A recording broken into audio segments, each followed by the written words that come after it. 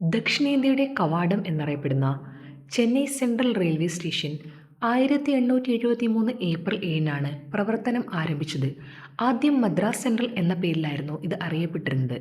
റോയപുരം സ്റ്റേഷനിലെ തിരക്ക് കുറയ്ക്കാനും ദക്ഷിണേന്ത്യയിലെ രാജ്യത്തിൻ്റെ മറ്റുഭാഗങ്ങളുമായി മികച്ച രീതിയിൽ ബന്ധിപ്പിക്കുവാനുമാണ് ഈ സ്റ്റേഷൻ നിർമ്മിച്ചത്. ബ്രിട്ടീഷ് കാലഘട്ടത്തിൽ നിർമ്മിച്ച ഈ ചുവന്ന കെട്ടിടം ഗോത്തിക് ശൈലിയിലുള്ള വാസ്തുവിദ്യയുടെ മനോഹരമായ ഉദാഹരണമാണ്. 1998-ൽ നഗരത്തിൻ്റെ പേര് മാറിയതിനെ തുടർന്ന് മദ്രാസ് സെൻട്രൽ എന്നത് ചെന്നൈ സെൻട്രൽ ആയി മാറി.